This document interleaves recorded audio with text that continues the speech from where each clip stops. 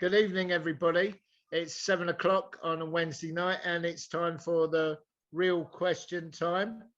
I just would like to, at the moment, we're hoping that Professor Dolores Cahill will be joining us later. But at the moment, we have. Hi, John. I'm here. Oh, okay. Okay. Are you not on the? Are you getting onto the live feed, Dolores? Please. Sounds like a voice from the wilderness. Texting me the Zoom on Telegram, John. Yes, I will do it. I will do it. I'll do it now. Okay. Oh, won't be a second. That's the thing of live. Dolores has just phoned from Ireland. She wants to know how to get into the feed. I will send that to her now. But I'd just like to introduce Jon Smith of the Common Law Court up there in Bonnie, Scotland. And we've got also the Guardian's Commander-in-Chief, Mick Stott, former veteran, 30 years as a veteran, I might add, giving service to this country. So I'd like to introduce those, and we'll be introducing Professor Dolores Cahill a little bit in a little bit to tell us about her time in England at the weekend. So Mick, I would just like to start with you. Is how did your weekend go, and how did the Guardians perform? And because I know they were on close protection duties this weekend. Yeah, I mean, for me, the protests are very much a staged occurrence, to be honest. You can see that that people are being led by the police. We have an escort. So in reality, that isn't a demonstration of civil disobedience, which actually is what protests are supposed to be about. It's almost like the leaders of some of the rallies know exactly where they're being told to go, where they can and where they can't go. And that's also not a demonstration of civil disobedience. Free living men go where they want to go. They have a freedom to travel where they want to travel, as long as they cause no harm, no injury, and create no fraud. So for me, the bottom line is they're great opportunities to network and to meet other people. But in reality, I don't think that they are the game changer. And certainly, as long as we're avoiding that centre of London that's known as the corporation, then basically their strategy is working, because ultimately I have to measure what result we get from it. And other than publicity, other than marketing, who we are and what we stand for, and networking at the same time, then I'm not convinced that we're achieving a great deal from those things. But it's also nice to meet people on the ground, so people do get the opportunity to do that. I don't know if you've noticed, but the police always use it as well towards the end of the day to create a bit of a kerfuffle just for the mainstream media, so they can justify the use of force, because the average person doesn't know why or why not they can do so. So in reality, the average person out there is still in blame mode, in fear mode, and whatever the police do to supposedly beat down the anti-vaxxers or the ones who go against the narrative, from a collective perspective, is considered to be acceptable behavior. But I do also believe that that is going to change as people become more aware of the problems with the vaccine and its adverse reactions that it's creating, along with deaths. And of course, the way things are going, I think that swell of public opinion is going to come in our direction as people have the reality. Yeah, yeah. I was going to ask you that point, and Jon Smith as well. Is I see it seems like the police actually tried to split the march up, which they managed to do. They tried to push everybody into Hyde Park, but certain people, I do believe that some of the organisers were obviously helping, and because it seemed obvious. Why would there be an enormous amount of police at Westfield Shopping Centre if they didn't know they were going there? So, you know, I'm a little bit, I'm trying to find out who was the actual person that thought that up, because that is obviously a link there. There's a link there to why did the police. But I saw a remarkable video, and I don't know if John Smith's seen it. I wish he had. And I haven't had a chance to talk to you, Mick, because we've been so busy. But there was a wonderful video of a guy who was assertive, and he kept the police had all their batons drawn, And he asked them and why. this guy stood them down. He said, "Put your weapons away. We have no weapons. Why have you got your weapons brandished?" And they actually put them down. Yeah, they and did. He didn't use any force. He did go a bit shouty, but he was saying, "We've got no weapons." John, as long as we're avoiding that mile, that square mile, known as the London Corporation, as long as we're avoiding that, then we're actually avoiding the issue. We are dancing around the fringes. And of course, the government are going to be very, very happy that we're doing that. They'll be happy to do so, because in reality, there is no such thing as civil disobedience if the leaders of those groups are simply following the instructions of the police. And that's what I see going on there. Yeah. And we've now got, you know, John, I don't know if you've seen that video of the guy standing but it was really effective. I'll send it to you. You know why it was effective, don't you, John? Yeah. It was effective because the police have to have a reason to draw a baton. And they can only do that when the threat is proportionate to their response, which is the conflict management model.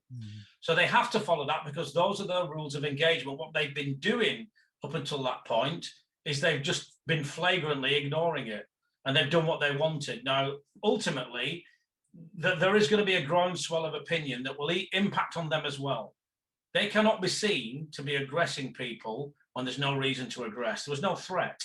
Did you see that, Mick? I saw that quite a lot on Saturday. I don't know if you've seen any videos, John, of the marches on Saturday, but the police were very much bystanders. There was only one point at which they tried to push people into the park, and it looked like the organisers made everybody go straight on.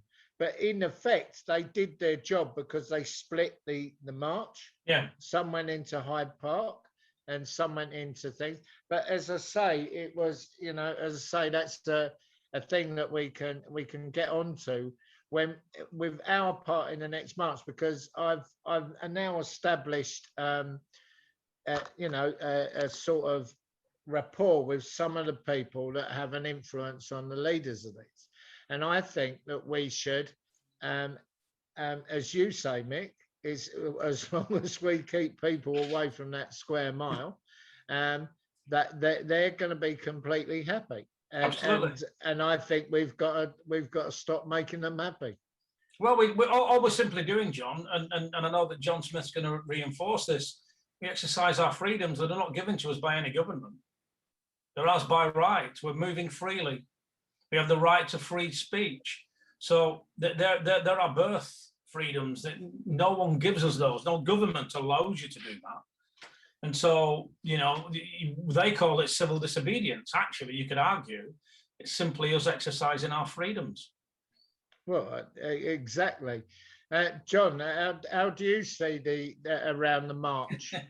How do you see the law around the march and the freedoms that are being capitulated by them trying to stop it, and also the freedom of expression? Now we're being shut out by the mainstream media. The BBC reported 350 people, and the amount of people that are laughing about that is unreal.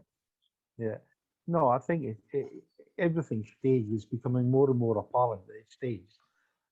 It's not, obviously, you don't get anywhere near the mile. Obviously, this is within that confined area. The government are happy. They've contained it. I would question some of the people that are on these marches or even the organisers, because it's, as you said just now, it seems very easy to split them up and direct them, and they seem to be complying with what the police are require them to do. He says that is not disobedience. Basically, so you're taking instructions and working with the state. You have a right to travel, as Mick said just now, any way you want. You can do what you want, but it seems to be sort of pre-orchestrated beforehand with the police. The videos, I've not had time of travelling back from Cornwall at the weekend. This has been really busy. I've not had time to watch the videos, but it's the fact that you're saying that somebody was standing up to the police is actually quite good. But one of the things I'd like to point out just now, which we had covered recently in the course we've just done, there's a lot of the police now changing. There seems to be a shift in attitude as well, whereby the people are appearing in London, the police. I don't believe that they're actually all police anyway, because there's a lot of security shipped in as well. Yeah, a lot of them wear GS4 vests. Yeah. So they're being shipped in as well, which in itself is a crime because they're impersonating a constable, which is a criminal offence. But these guys are being shipped in just now, and even the existing police are finding more and more that the people have a right here, and because of what they've been asked to do previously, they're sort of shying away from it, and they're thinking, well, wait, hold on a minute. Now, you have many guys in the police that will be good guys, but obviously they won't like what's currently happening just now. And similarly, so even guys in the army, so they're not aware of what's going on just now. But people are being attacked, had previously been attacked by the police as well, and the instructions are coming from the superiors. But I think things are changing now, and there's more and more of a swell because obviously the lockdown's changed now. There's more people getting out there, and they see what's going on. They're actually joining in now. So I think this is the start of a process just now that will escalate in the coming months. I don't think it will take long, but the government have been planning this for years. But I think just now, with what's currently happening just now, within a matter of a few months' time, there will be a big change in opinion. And obviously, the people standing up and confirming that they're not going to put up with it anymore. Yeah. It's as I say, that sort of, I tend to agree with you. There is a shift of opinion. But I know, Mick, this is something else that you want to do.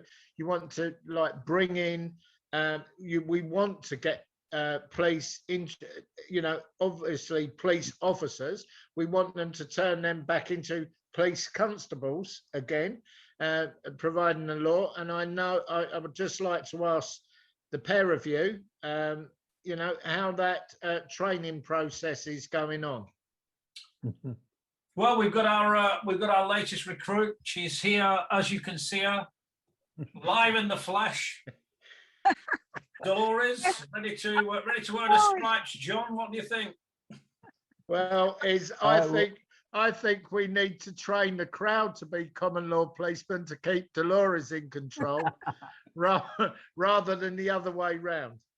So I have formally applied to Mick and to John and everything. So I'm hoping they'll accept me, and I will turn up on those dates, Mick. We're still scrutinising your application. We are, yeah, because clearly with the universities pulling the rug from underneath the feet, we've got to question the grounds for that, right? The evidence. I'm preparing an affidavit to defend myself at the minute, guys. The interesting thing, John, is that when you've worked for big corporate organisations, and I've coached at the highest level of some of these organisations, you actually realise that there is no honour amongst these thieves. They will sell each other down the swan in a moment. One person disagrees with a significant body of people, they will hang you out to dry, and an awful lot of people don't appreciate that. But when you get to that level, it's all about power, money, and who you follow, and who you like. Unfortunately, I know there's a lot of talent out there, but I've sat in rooms in Hong Kong with a billionaire and 4 millionaires, and I've coached them, and I couldn't work out how they ever made any money. I mean, not that I'm the richest man in the world, but there's different levels of rich, right? Yeah. Well, you're rich in spirit. Exactly. Now, young lady, welcome to the conversation, Professor Dolores. Would you like to avail us of first all your world record, hugging record, between Parliament Square and Trafalgar Square? You've officially broke the world record by over 20,000. We'd just like you to explain what a wonderful time you had over the weekend, because I know you've been putting it online. Yeah, so I mean, I would like to thank everybody in London for such a warm welcome. It's a real privilege, you know, and always, of course, it's not about me. There are tens of thousands of people in the UK Freedom Alliance, in the World Freedom Alliance in the island of Ireland, but it was a fabulous occasion. And I think it will go down in history, you know, the 15th of May, 2021 and the 29th of May, 2021, about the false reporting of the media, including the BBC, and the lack of reporting on many of the news channels.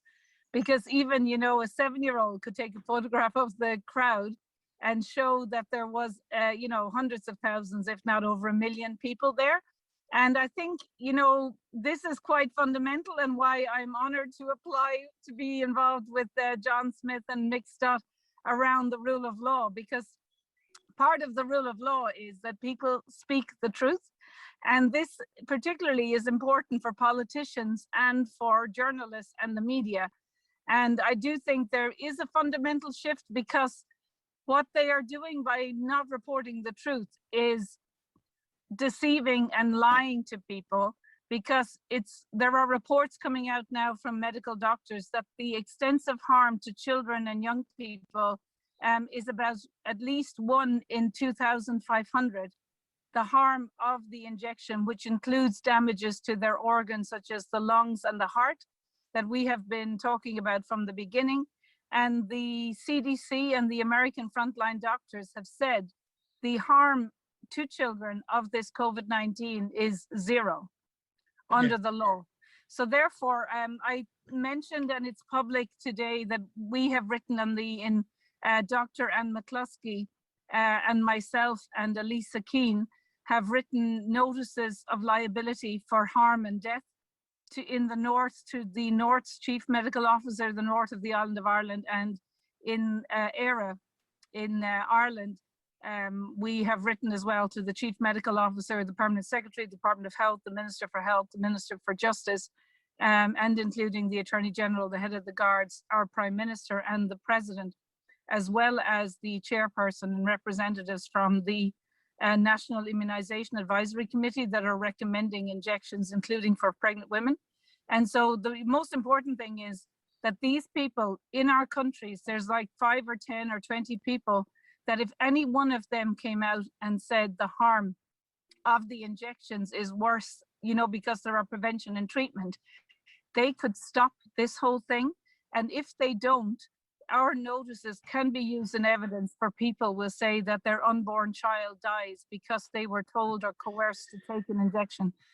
So I think part of what these rallies do, and they are important, is that more than 1 million people are aware, will say, that the people that die today are seriously harmed from the injection because they did not receive the truth from the media or from the politicians, or they did not, you know they were enrolling in a clinical trial. There was more harm. That the harm is actually rests at these individual people.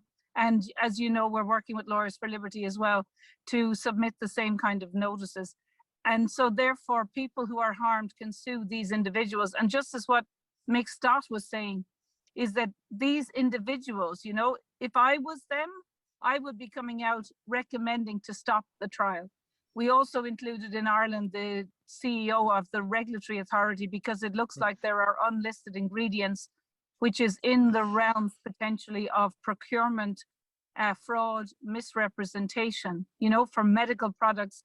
And as you know, we will be, in other countries, they have actually seized under the law the injection vials, and they should be seizing or lawfully getting to test, because that's the job of the regulator, the Department of Health, the politicians, and the individual doctors, to ensure that these PCR are really SARS-CoV-2, or that the injections don't contain any harmful ingredients. So I think what the rallies do, they're really important, is we put pressure and we expose the lies, you know, on the individuals, because if those, you know, harm is done, it is enough for evil to succeed, for good men and women to do nothing. So I think we are in those realms. I personally, if I had access to the law, would be injuncting these individuals in their personal capacity to tell them to stop allowing these injections to proceed. I really think there is urgency. My fear is they're going to inject the children and pregnant women, Well, and then there's lives, there's nothing we can do to prevent the harm. Well, this is a direct question that we've had from I think about 1,000 members of the UK Freedom Alliance since Saturday. Is people, we featured a picture of some children holding up the freedom thing, and we've since had quite a few people put into that, have been putting sending us in notices about children who are getting involved in this fight. But the main thing with the adults is, how can we stop our children being injected against our will? Now, I know that you're working on this, but I've got some news for you as well. We have had a major national things who've given us the names of getting us the names of every school headmistress, every school board of governors, and they are prepared to put these notices out. So we're looking to you to help us write these notices for the school headmistresses and headmasters. And I know this is something that you're going to be working with the common law on.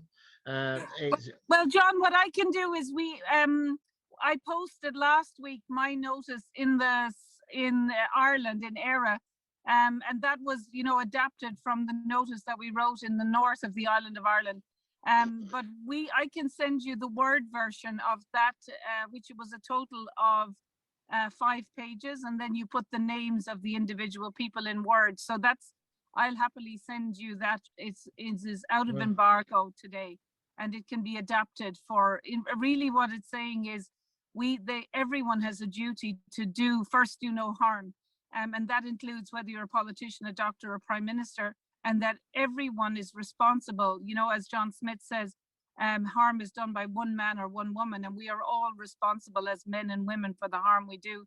And it doesn't matter whether you're dressed up as a police officer or you are a prime minister or whatever. So I will send you. Or a school headmistress.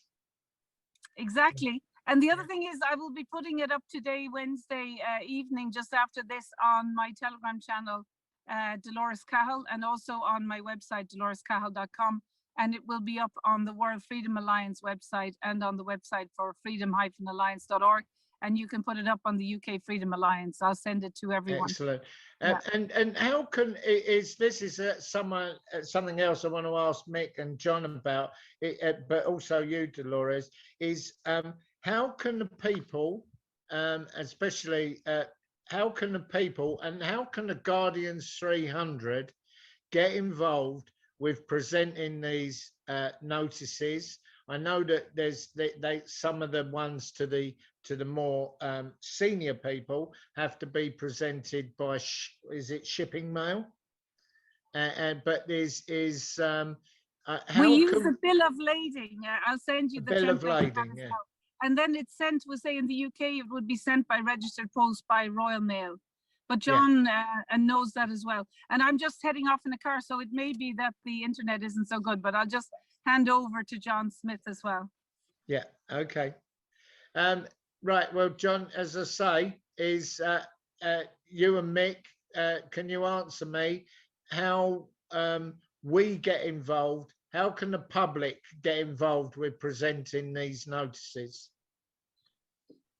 I think, first of all, what we will do is highlight something that took place last week, which our viewers may not be aware of. The Common Law Court conducted its first training session for constables, CLT constables. So they're acting for living men and women, and they're going back to the old school whereby the constables are there only for our protection. They're going back to the Bobby and the Beat. These individuals will not enforce any statutory legislation. And also, since what we're doing, the first group we passed out with 35 constables. Now, Mick has a team of people which we're working with just now who will be taking over the training and will be rolling this out on quite a large scale. Notification will be given to the authorities, the various individuals concerned, the government. And with what we're currently doing just now, they're going to have to set up a notice because the tide is actually turning just now. And we find that even within the existing system, there are, believe it or not, politicians we're finding out about, and many police as well, are disgusted with what's happening, and they're actually quite like what we're doing. So the people have actually stood their ground, said no, enough's enough. And we are confirming that everyone will be held accountable for their behaviour. So any of the teachers you're mentioning just now, if they proceed with this and they try to get involved in any of these vaccinations, they will be held accountable and they will have to answer to the people. But this is going to be happening over the coming weeks, and we'll find out shortly what's going to happen and see how they respond to it. But I think there is a change certainly in the will. And Mick attended the course last week himself. He'll know himself basically the feeling between the people actually attending the course and sort of the buzz they got out of it and how they felt about it. But that was the first one. But potentially we have many people wanting to sign up for this. So it's a matter of just rolling out just now, and then with this and the work that's currently being done just now, we will change things for the better. And I think we will be in a position to hold all these individuals accountable as well. The Commonwealth Court has a system in place to counter that, and they will have to answer to the people. Yeah, well, that's brilliant. And Mick, I know that you're going to be attempting to. I know we've got big plans with the Guardians 300. It's worth remembering that the Guardians 300 was designed to create an entity, a gateway for people that actually want to be trained as peace constables under common law court with Jon's system. And I attended that training and was very encouraged by how efficient the system is when you actually see it practically applied as well. And so we're now going to get all of our brains together. I think what the government can't plan for is the level of ingenuity and the level of talent that's out there that are going to make a stand. And from some of the training, so the Guardians 300 is like an energetic entity as well, in so much that there's an awful lot of people that might not want to be common law constables, but might want to serve notices. And then you end up with a network that has a common interest. Because Jon's right, we're taking it right back to basics, the law of the land, and for us to apply some very basic principles, because as more police become aware of the law, because a lot of them aren't aware of the law, they're certainly aware of what is legal, but not necessarily what's lawful. But as we make them aware of this, they then get choices. Which side of history do they want to be on? And I really believe that the average police person does not know what they don't know. Does that make sense? Yes. So it's our job to also get out a level of education that even they can sit back and think, well, am I actually behaving on behalf of my community? I'm not working for the right side here. Yeah. And of course, Jon's system, and one of the things I really liked about it, it gets us back to basics. It gets us back to a community.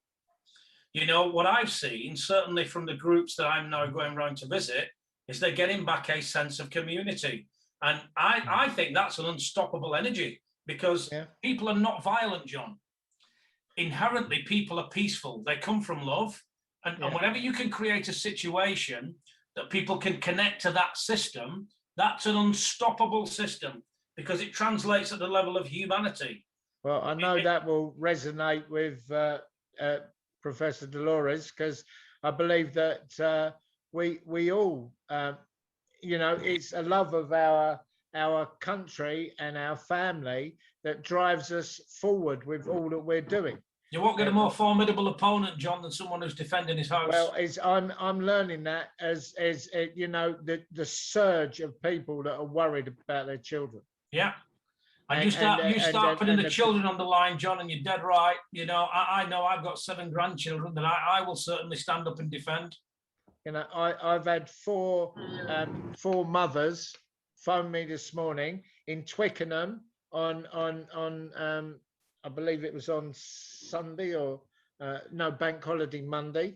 They opened up a vaccination centre because no one was going anymore. They opened it up to over 18s, and there was a queue round the block. And there was people down there. Our friend Remedies, who Professor Dolores met on Saturday, the rapper. He was there with a team of people trying to, galvanize people, get the message out there. They were singing their song to him, "Don't take the vaccine." But, he was absolutely shocked at the amount of people there, youngsters there, so ill-informed, not knowing. And yet these people are kings of the internet, but it just shows to the amount of censorship that's going on out there. Yeah. Unless you're looking for something, you're not going to find it. And the mothers I've had phoning me, right, are distraught.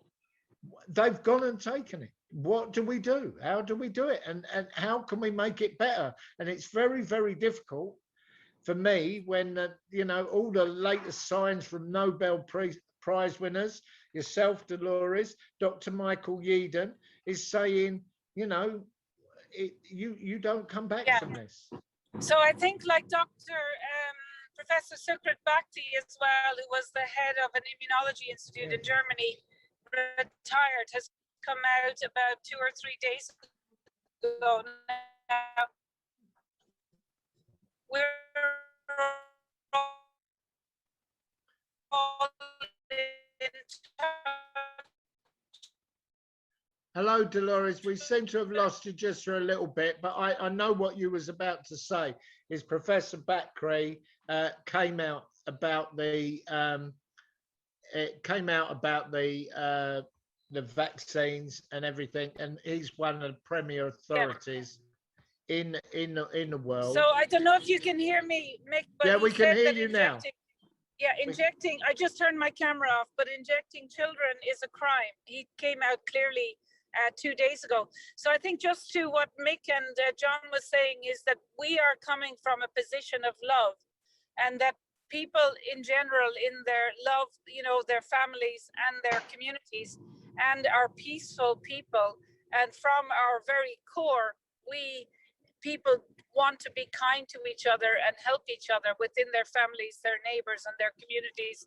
And really the duty of the law and the police is to just uphold the law and ensure that they are not aggressive, that the police are not aggressive and the courts are fair, and just ensure and don't misrepresent situations or whatever. So that again goes back to censorship, is that the media and the social media like YouTube and Facebook are censoring doctors and scientists and professionals and ordinary people who want to communicate that they have their family members have died or have had adverse events.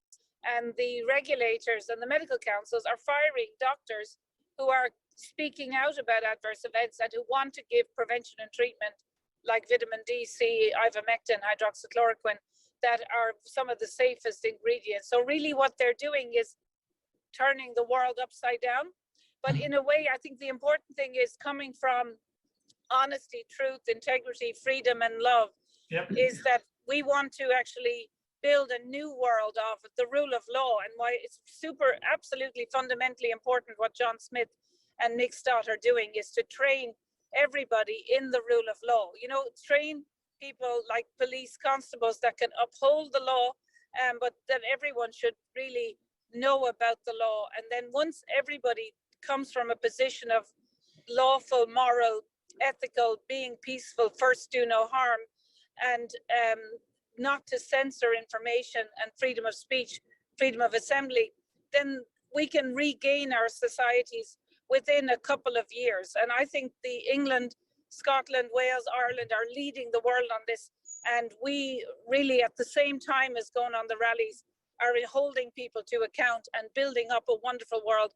And as well as the rule of law and access to health information, people need to look at their financial security and also learn how to grow food and get to know, rebuild bridges with their families, neighbors and communities to work together, because the next year or so may be difficult, but there is a wonderful world of access to health information, healthy food, and holding people to account, not just in the health space, but also around electromagnetic radiation in schools and in our communities that is causing harm. and then healthy food and looking at water. And why I think the globalists should be worried is that once you get back to holding individual people, whether they're in a principal of a school or someone in a hospital or a doctor, once they inform them that under the law they are accountable for their actions and their omissions, including individual people can sue them, and you really, under John Smith's kind of court and with the police constables, we can enforce it, that we can rapidly change the education system, the health system, and get access to clean water, and to have media that allow free speech and open debate. So I'm very hopeful, but I do think these notices of liability that I'm happy to share with you when this program goes out on Wednesday evening is how people can adapt them for their own circumstances, so that they should, children should not be encouraged to get this injection, and no one should be coerced to say get access if you're having a heart attack to medical treatment by undergoing an unnecessary PCR test. And people need to have these notices ready for every occasion and interactions with the government and their agents. Well, we've all, with a letter that was done prior to this by Lawyers for Liberty, although we're going to adapt it with the new one that you're putting out, is we've had about getting people treatment, especially if it's life-saving treatment. We've had 100% success record with the letter from Lawyers for Liberty.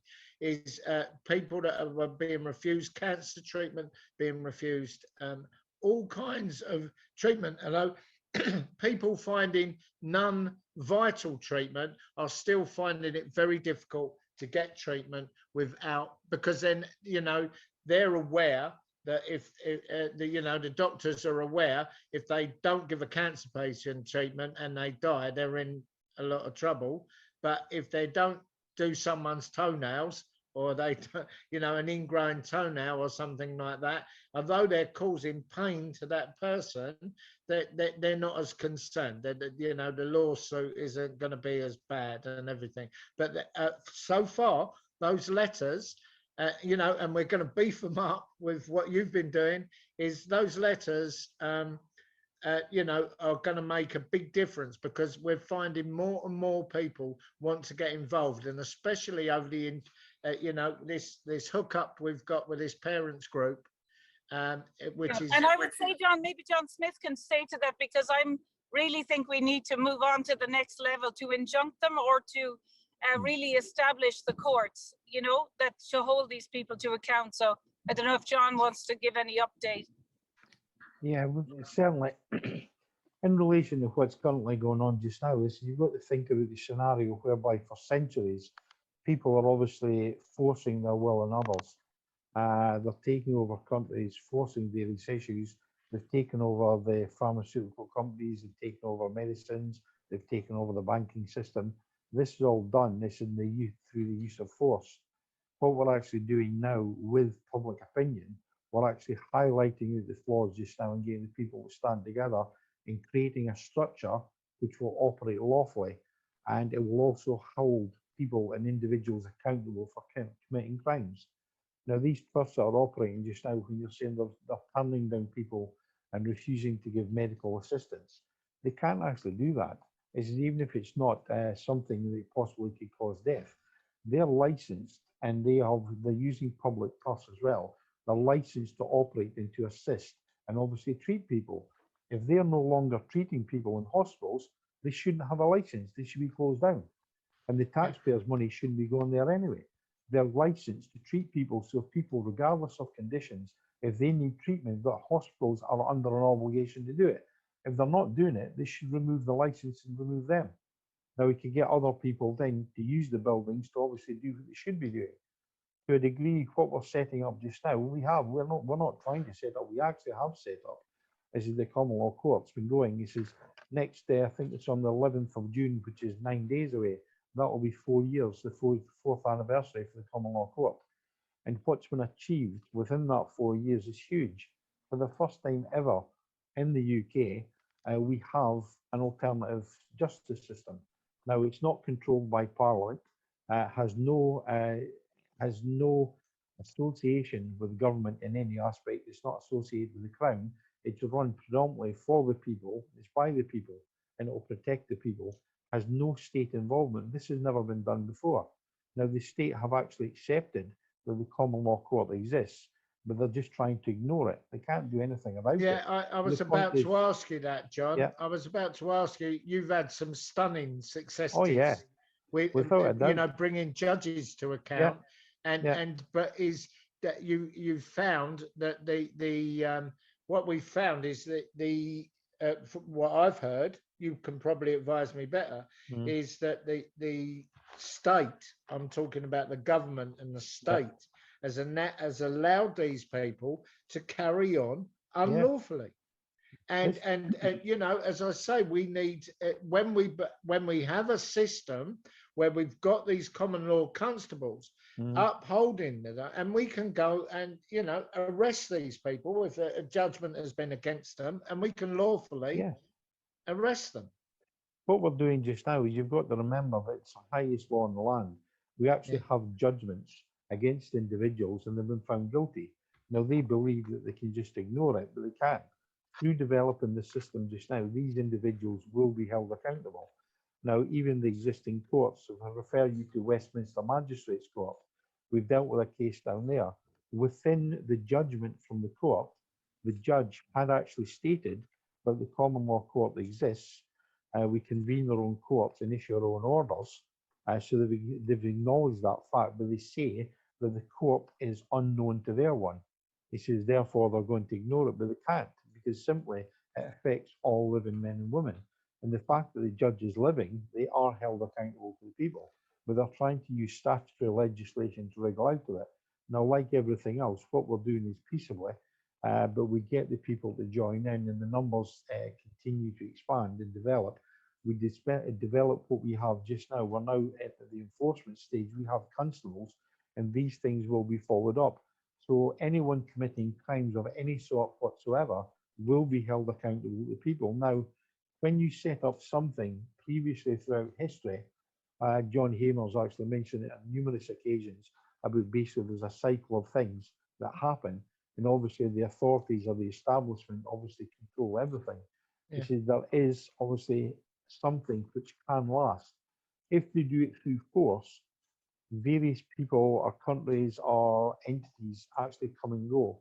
Whether it's the empires, or the British Empire, which were the tail end of.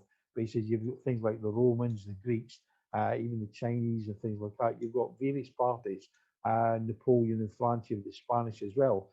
They all, various times, have forced themselves on other countries and obviously started wars and achieved an end result. These empires last 100 years if you're lucky. I says, whereas what we're actually doing now with the people, and it's not just in this country, it's throughout the world, people are standing up and standing together using this process. It will create something which is lawful, and it's built to last because it's been created by the people and it's peaceable. He says many people will change around. This is not a matter of obviously trying to attack someone. We're working with the people. We're setting up a system which is applicable to everyone. And the authorities will change. They'll have no option but to change. Well, this leads me on to something that I want to ask all three of you about. And we're getting the Guardians together. And I spoke slightly about this with you, John. I will expand on it in private later and with Dolores and everything. I really believe that as we build the common law, as we build the common law constabulary, if you like, through the creation of constables, that this will give us the ability to protect a common law community. Now, I know you take people into the common law, John, and you know, and as I say, Dolores is very keen on this. Is that what I believe that as we spread the constables out around the country, we've talked about this with the veterans, haven't we, Mick?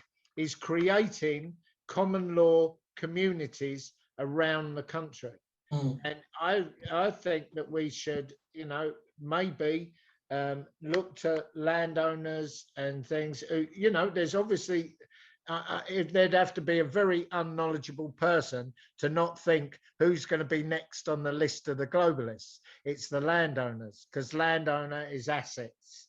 They want the assets, and I think that we should. And John, I think Mick should really. Mick is taking a lead on this in the world with the Guardians 300, and we will take the lead from Mick in Ireland from him. So it's really crucial, I think, because we can write the notices, but unless we have a court like John Smith is doing in Scotland, England, Ireland, Wales, and unless there's a way of enforcing it, which Mick is taking a leadership role in, we can't really push back on what's going on. So Mick is really leading the St. John in. No, and of course, John's got a great system that they've already looked at. It isn't a million miles away from what the average person would imagine if you looked at a really nice community or a balanced community. And I do believe you're right, that as the groundswell of opinion changes and people start to realise what danger they're in, those communities will grow quicker than you can blink. And you'll end up with a certain population, you'll end up with a group in this country, the ones who realise they've been vaccinated and cheated, and they'll be the ones that will be very, very unhappy. You know, we talked about this, Mick, haven't we? Yeah. I think the angriest person in the world is going to be someone who's, you know, made himself something in life. You know, he's a millionaire, he's got a lovely thriving business, you know, he's got everything he wants, and then he finds out that he's been tricked by the government and he's been injected. I think they're going to be the angriest people in the world. Absolutely. And while they've still got money, you know, they're going to be the people that, you know, are going to need the guidance to take this country back. But, you know, as I say, I think that I'm not being unashamedly, we should use that anger, you know, for them to actually remove the people from power. But I agree that what Dolores is saying, what you're saying, Mick, but especially as well with John Smith, is we've got while we create the Guardians 300 as the group, but we can create a community behind it. And and that's what I want to impress upon you, John. I know we keep talking about the Guardians 300, but compared to the Peace Constable force that we're going to create, the Guardians 300 is more of a gateway, really. And agreed. It's those communities that are created at the level of common law that actually resonate, because ultimately we are simply taking things back to basics. Our freedoms are, you know, our inalienable rights. So, you know, Guardians 300 is just a word. It's a group of people. Yeah. It's an energy. It's a focal point. But the common law communities are going to be the game changers. But I think that you're underestimating the confidence that will give people to come. And I get that. We have to. I think we have to talk about a system in which we create these communities following on from the constables, because if we create the protection, as you said, Mick, in the blink of an eye, as soon as people start turning, they will need a system to go to. And if you look at the best way to beat a dictatorship, is not to fight it. The best way to beat it is to outdo it with a system that makes it look obsolete or makes it become obsolete. And for me, that is a community system based on community and family. Well, that's fantastic. The one thing, sorry to jump in, the one thing to point out just now, which we've done before, is setting up and obviously helping with common law courts. We've set that up in the system. This is actually being used in 184 countries. Now, that in itself gives you the power and the authority to confirm your stance. Now, in everyday life, you will live in a small community or your local community. Within that community, what we're trying to do is get people, like-minded people, to stand together. But when they stand together, you can have something like a barber's, a restaurant owner, a pub owner, a hotel owner, a business owner, or print, I don't know, a shop owner, various things. All these businesses stand together under common law. And if you do that and start adding to butchers, to supermarkets. Once you do that, it gives the people, the community within the community, the choice to use common law shops, common law businesses, and they can do that in their small community. Well, now, while they operate and deal with things locally, that's fine, and they can do that, which is obviously part of the community. They then obviously realise that not only do they stand in a small community, but for protection, they have like-minded people throughout the world standing at the back of them, which gives you the numbers that you want. And the system we have just now to confirm people standing exists within the common law system we've set up. There's going to be another 3 or 4 options in the coming weeks, which we're just about to announce on the anniversary. So we're 9 days away. There's things that's going to fall in to assist further with this development within the common law system. So it can be used like well, the things we're using just now. It can be used worldwide, and it'll help to attack some of the crimes that we commit against the people now. Now, you're not saying to the people, look, you will stand under their system or you will stand under common law. This is one or the other. That's not the case.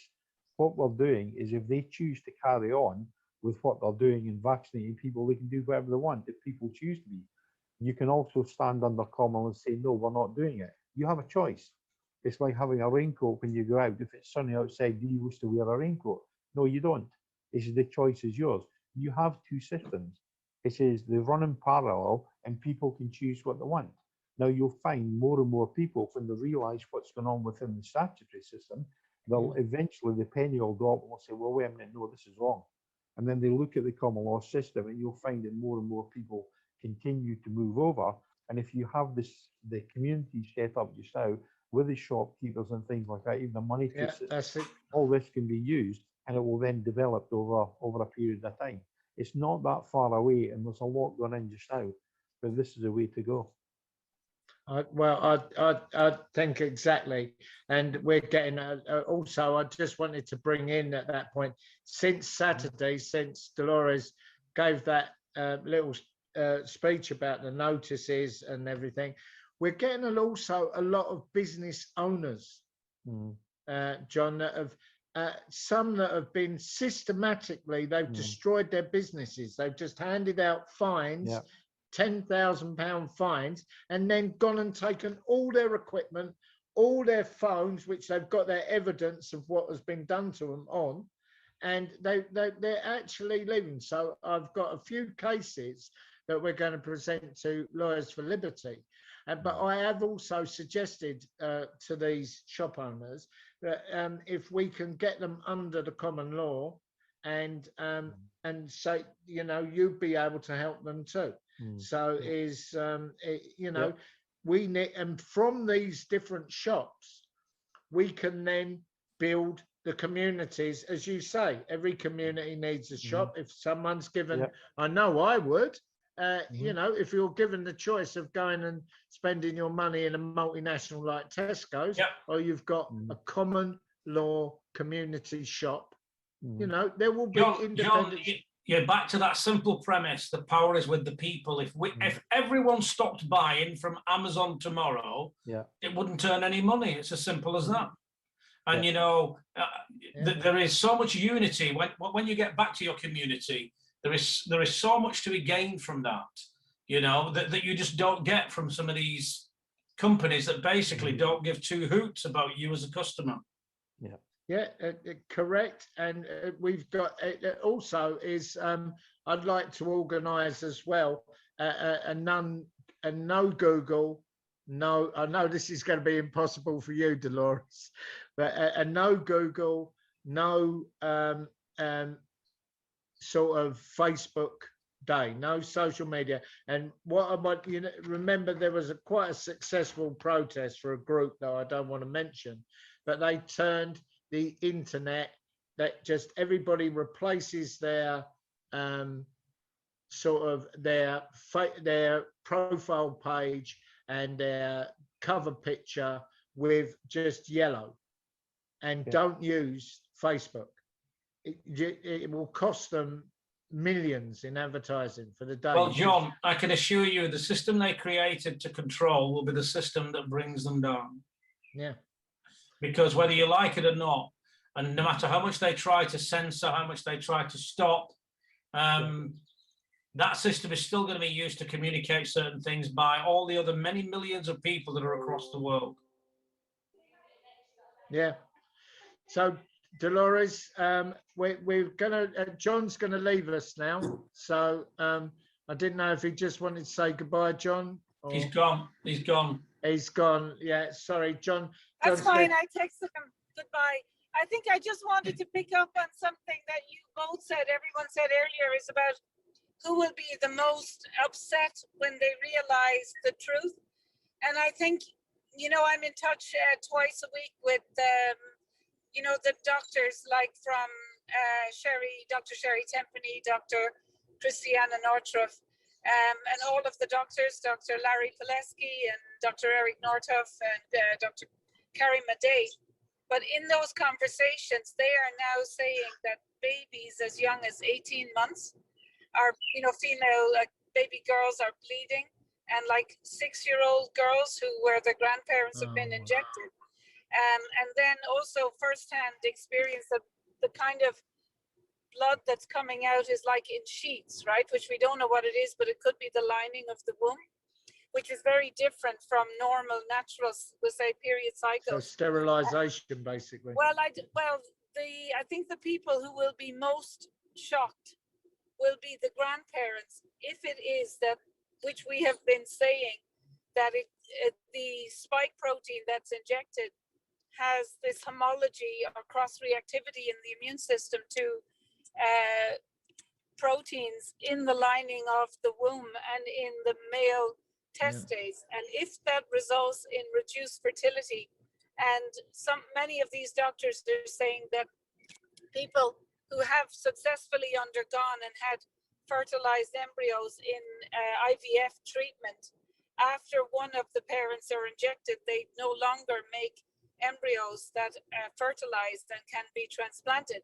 So I think we have been saying there may be issues around fertility, but if people realize there are issues around fertility, and we know there are women who are pregnant should not be injected, and their, you know, unborn babies, whether 16 weeks old or up to 30 weeks old, are dying after the injection. Well, you recently told me about you know, in Ireland there was 4 young ladies who lost their babies. Each one of them lost their babies. So exactly. So we had someone who was 38 weeks pregnant, and 4 of her work colleagues got injected, and 3 of the 4 lost their unborn babies from 16 weeks to 30 weeks. And a medical doctor who was, you know, heard the same evidence has said that you never really lose babies. And what needs to be done is for that information around the deaths of those unborn children to be reported as an adverse event associated with the injection. So I think that's why, you know, I really, if there's anyone listening to this who can help us, and we've already sent our notices, you know, to the Lawyers for Liberty at the weekend, John, when we met them, but we need to really injunct the doctors or the science advisory committees in the UK, Ireland, the north of Ireland, to stop injecting. Because once the grandparents or those parents, you know, those mothers and fathers realize that it was known that injecting would cause potentially the death of the unborn babies and adverse events, it's just shocking what's going on. But it's people don't realize they're committing murder. But you've got the head of, you know, I heard you speak in your speech about we've got to send these notices to the BBC. I know Mick and me would love to go and present one to them. You know, there'll be plenty of people behind us as well. And there are enough people in the Guardian's 300 that are happy to go and distribute these, and we've got them all over the country. Well, it is. I think that's a plan of action, but it's absolutely vital. But because what you're saying, Dolores, is technically you know, I agree with you. The grannies and the granddads are going to be very distraught with themselves, but even more distraught when they realise they're causing harm to their grandchildren by cuddling them. And it then brings into suspicion what Boris Johnson is now saying, after telling us we've got to be socially distanced. Don't even get it within 2 meters of your granny, and don't do anything like this. All of a sudden, he wants us to cuddle them. But I noticed that he's backing down from this lockdown. This isn't going to happen, is it? So I think, though, the other issue is that we need to ensure that young people and children and teenagers and pregnant women, there is absolutely no need for them to be injected with these mRNA gene therapies injections at all. And if there is an issue around the immune system attacking their organs, including the heart, and potentially attacking them to make them have less fertility, that we need to stop these injections, because the aim, like Fauci came out in America, and we've seen it in the UK, they want to inject young people before going back to school in September. And so there is an urgency that we have to stop, the injection of people under 40 completely, because this could potentially harm their fertility. Because what we don't want is young people are injected, will have potential harm, and then the lockdown is over, and people will think, okay, the lockdown is over now, but the consequences of the injections could go on for many years, and it will be too late. Yeah, it will be too late. And Mick, have you, as we're saying about this, is, I definitely, this is, I believe, a job for the Guardians 300. I know you're saying it's such a gateway, but it's people are getting some real traction out of it. People are starting to believe that, I know the idea will probably be to call it, when we produce this constabulary, it will be called something other than the Guardians 300. But I think it's a great gateway, because people are gaining strength from it. And you could see the way the Guardians were fated around the march on Saturday. And, and it seems to be well known that we're going, I was speaking to people, and they are starting to know, I haven't met anyone that hasn't actually heard, and they're saying good job, but I'm saying, we need all people to join and make a stand in their different ways. Well, we were very grateful as well. Sorry, Mick, we were very grateful, and I was very grateful for the protection of the Guardians. Even though we didn't need it, it was a lovely atmosphere. It was wonderful. It was only the public that needed protection from you, Dolores. As I said, there was some hug injuries, spreading the love. And honestly, I have not stopped. I've not stopped getting, contacted messages. I don't know if that post has gone crazy, where we said about you breaking the hug record, but people are getting real confidence from it, and as I say, we've had a few people with bad publicity, but the love comes through, and you can see. And listen, let Mick respond, but I just wanted to thank Mick as well, and the Guardians. They were wonderful and very patient, Mick. Thank you very much. Well, and of course, the Guardians doing what they're doing, but just wait till we create the Angels. We've got that in the pipeline. These are people that are going to be healing each other through a lovely coaching tool that we have. And that's going to be an even bigger group of people. Right. Well, is Mick, as I say, I've received from quite a big organisation that is trying to get parents against what's happening. They want to send a letter. They've asked me to look at it legally, but they're also going to be producing to all their schools where all their parents are.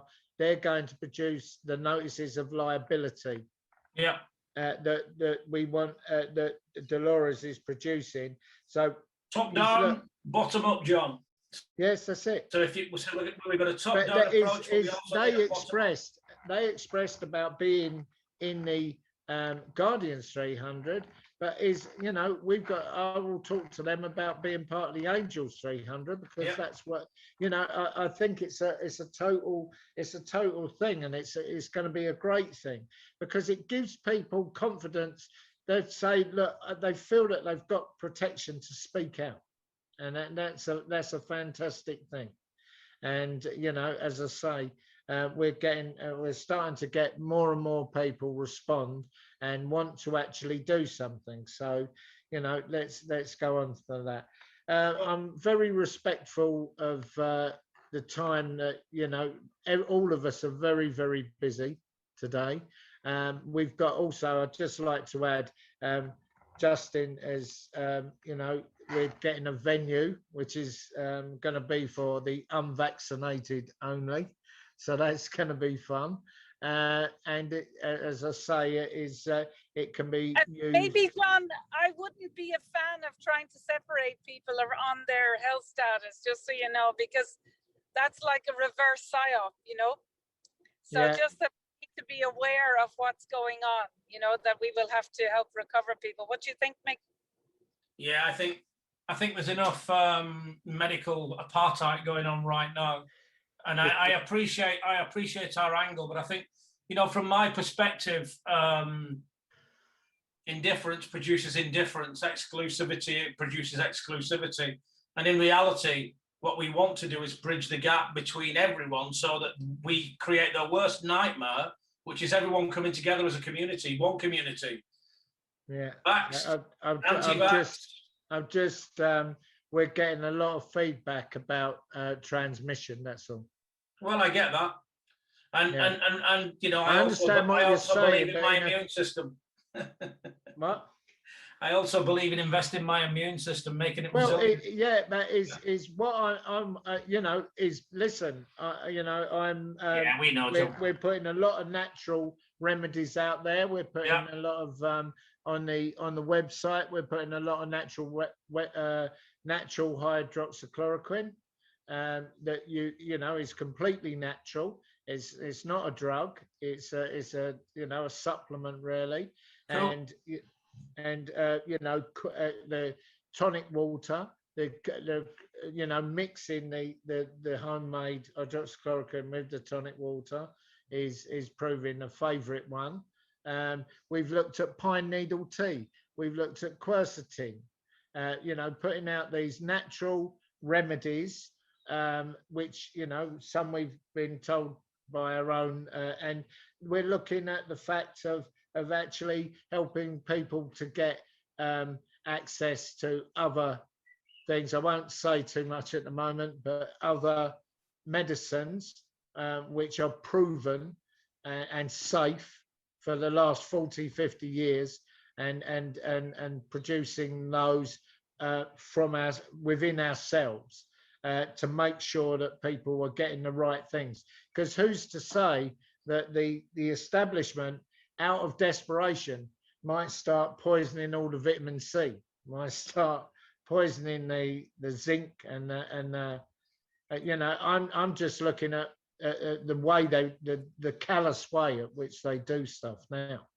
But anyway, that's you know, I just the reason is you know, as I say, we're looking at different factors that we can help.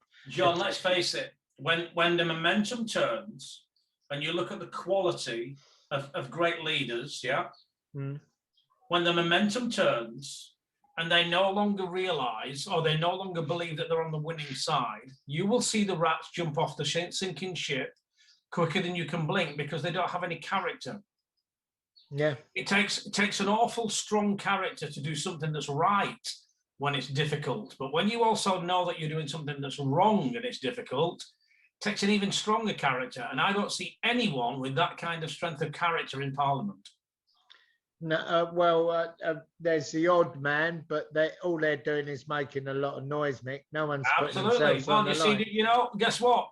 And of course, Sir Charles Walker is one name. He seems to be making all the right noises, but what does he actually do? Well, I would have loved to have seen him, you know, at at that march, Yeah, trying but they won't, John, because to actually stick your head above the parapet and the bottom line is you can get have these chucked out little, the game. well, you can also have these little honey traps that get everyone to register because they're anti-vax, and in reality, you're simply giving your name into something so that they can monitor you. So the honey traps, we avoid those. If any of these are still leading you towards the vaccination. So, for instance, if you look at RT radio, talk radio, look at those. They're still guiding you towards the vaccine. So in Although reality, being on the surface of it, you've got to have a choice. You've got to have a choice, and then you get 10 adverts saying that you've got to have it. Absolutely. If they're talking about the vaccine, which is the end game, by the way, if they're talking about the vaccine, they are honey traps, they are controlled opposition, they are whatever you want to believe they are. But ultimately, that's the thing to avoid. You know, I remember, Dolores, back in early December when you was with us and we were traveling around the country. I don't know what your intention was, but I think it was to make me sit up and take notice when I'm asking you, you know, what's going to be so bad about these vaccines. And I remember you used a word that, you know, you said it's a kill shot. God, how right was you? How right was you? And that was, and I must say, ladies and gentlemen, is Professor Cahill.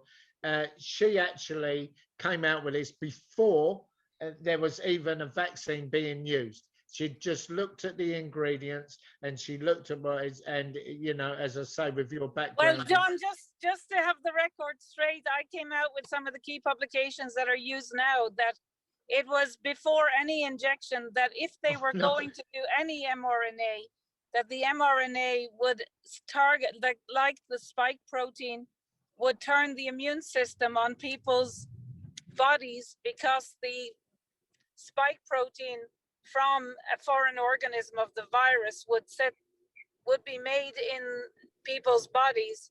The immune system would attack the organs, and I said that people would die initially, but then if they come across the you know, mRNA again. But the real issue why I've been calling for a lawful repository is that we don't know what else, if there are unlisted ingredients in the injection, because the mRNA, you literally can type the sequence into a computer like a string of, you know, 60 letters and make it synthesize it. And they could be doing that for other infectious agents, super priming people's immune system, so that if they came across natural infectious agents, the immune system would clear them first and then would turn on our bodies, and we would see people dying of organ failure, which presents as organ failure, shortness of breath, or sepsis. And it turns out the young people are having organ failure where their immune system is attacking either their blood clotting mechanisms, the lungs, or the heart. And I was able to say that back in May 2020, before these products came out, because this has been a plan that has been written down for decades, and people like me have been studying it. And that's why I was very happy to be involved in the protests in Trafalgar Square in July, but also setting up the World Doctors Alliance, the World Freedom Alliance, because it's all been written down for decades how they're doing it. So it's just a plan. And, you know, once people realize that have got the vaccine, that this has been planned for decades, as well as, you know, what's going to happen, the banking issues, the internet issues, the food issues, and the chronic health issues that will not be properly treated by the current medical establishment. You know, they will feel like they've been deceived, and then they will turn, you know, look at the politicians and who has made careers out of making lies, and also the media and the BBC, the deception. So it's quite shocking what's going on. But I remember you saying to me is, you know, the real danger here is they're actually putting humans on trial, as using humans as guinea pigs, because when they tried to put mRNA vaccines through before in the animal trials, all the animals died. Well, yeah, exactly. In either some or all the animal died, and in the phase 1 study of 35 children and babies. 2 of the babies died. But I suppose the thing is they're not tracking the adverse events properly now.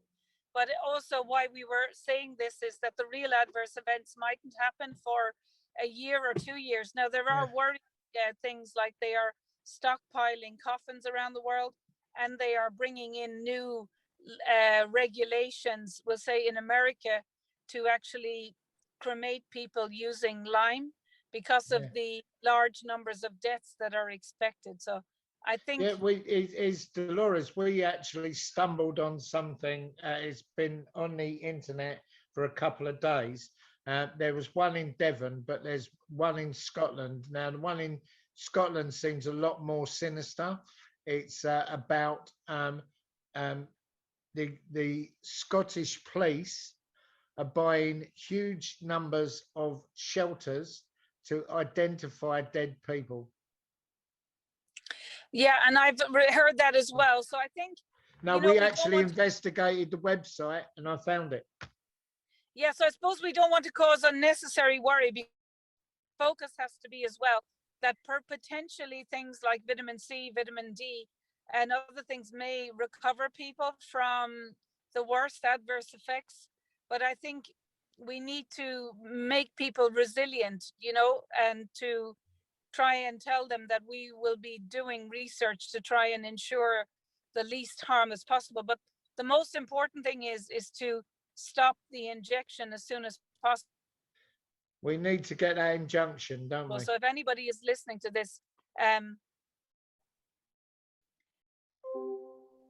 I believe what Dolores was going to say, she sort of fell off the edge of a cliff there, is what she's trying to say is that one of our main targets for these is to get injunctions with our legal teams so that scientists and solicitors can go into, not obviously professional, not into so much doctors, but into these vaccine centres where the ordinary people are getting their vaccines.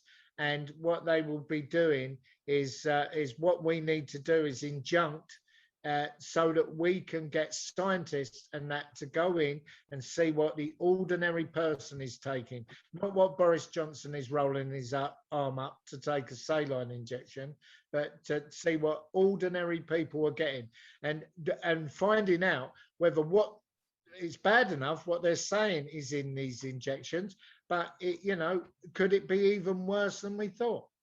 And you're back now, Dolores. I was trying. Yeah, I just want to say is to actually really write the notices and support Lawyers for Liberty, or if they can injunct themselves or support the UK Freedom Alliance. You know, the next couple of weeks really and months are quite crucial, and that we support the rule of law and Mick Stott, you know, and the new constables and the new, you know, ensuring that people who are there are key people like the head of the regulatory authority in the UK and Ireland. They could just come out and make a statement to say these injections are doing more harm than good. They're not necessary for people under 50, we'll say, and to just immediately stop them. So they're the kind of people we need to now hold to account for what's going on.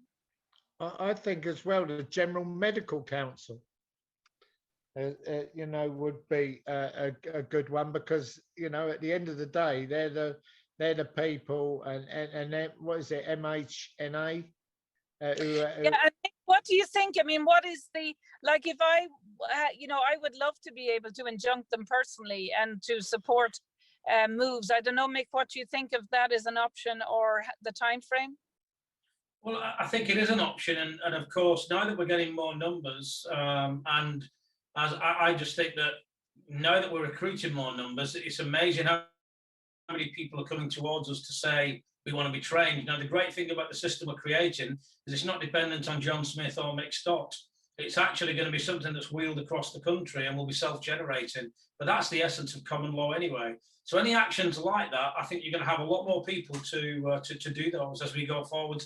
Even within the next month, our numbers are going to more than quadruple, I believe. Well, that's fantastic, and that's fantastic. You know, I just wanted to have a last fault from you all. Is we definitely is the injunctions and getting people involved in becoming a part of this themselves. And as you know, Mick is, we will keep directing people to get the training. We're getting lots of people wanting to be directed. I'm putting them through.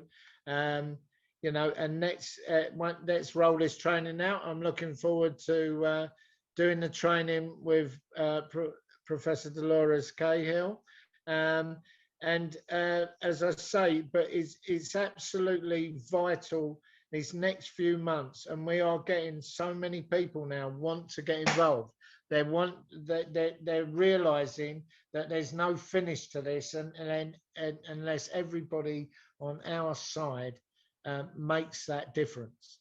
And everybody, now is the time. It's no use sitting at home and not doing anything. If you're able to come on these events, because we need to. I know that the event doesn't actually help much, but it's learning from people there what you can do, how to be involved, to to come and be part. Realize you're not on your own. This is a lot of people. I'm getting, they feel very isolated.